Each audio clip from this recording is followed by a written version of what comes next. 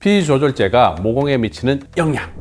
pH 조절제인 이소트레티노인은 실제로 pH 분비를 70%에서 90%까지 감소시켜줘요. 그렇게 되면 모공에 끼이는 pH가 줄어드니까 시각적으로 덜 도드라져 있게 보이게 해서 모공이 좋아진 것처럼 보이게 만들지만 실제로 이 약은 모공의 구조를 작게 만들지 못해요. 단지 시각적으로 그렇게 보이게 만드는 것 뿐이죠. 이미 구조적으로 모공 크기가 커져 있는 경우는 약을 통해서 작게 만들 수는 없어요. 그리고 복용 초기에는 피부가 건조해지고 각질이 들뜨는 현상 때문에 모공의 경계 라인이 더 뚜렷하게 보이는 현상이 생겨서 모공이 더 실제로 커져 보이는 것 같은 착각을 만들기도 해요. 그리고 일부 환자에서는 과도한 용량, 장기간 복용, 그리고 반복적인 자극에 의해서 실제로 피부 장벽이 많이 손상되고 회복이 지연되면서 그렇게 상태로 고정되는 현상이 생겨요. 그렇게 되면 모공은 더 커져 보일 수밖에 없는 거예요. 그렇기 때문에 pH 조절제는 복용에 늘 유의하셔야 된다. 아시겠죠? pH 조절제를 먹고 모공이 커졌다는 사람 과연 왜 그럴까요?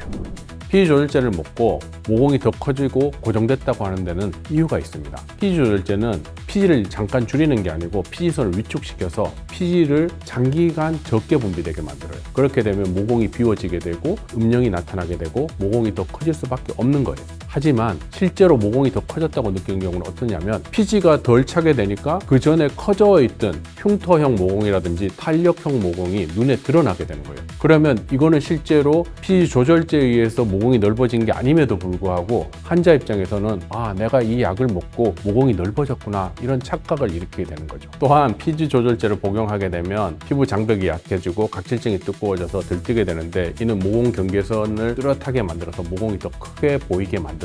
그런데 많은 경우 환자는 피지 모공이 아니라 흉터성 모공이나 탄력성 모공이에요. 하지만 본인이 피지 모공으로 착각을 하고 있는 거죠. 실제로 pH 조절제가 모공을 넓히는 게 아니라 pH 조절제를 먹고 pH 분비가 줄어서 더 잘 드러나게 되는 거예요. 그렇기 때문에 모공의 형태에 따라서 pH 조절제를 먹고 모공이 악화됐다고 생각할 수 있기 때문에 그런 경우에는 복용 전에 반드시 전문가에게 와서 상담을 하시고 복용을 하시는 게 본인에 생길 수 있는 오해를 막는 방법이에요.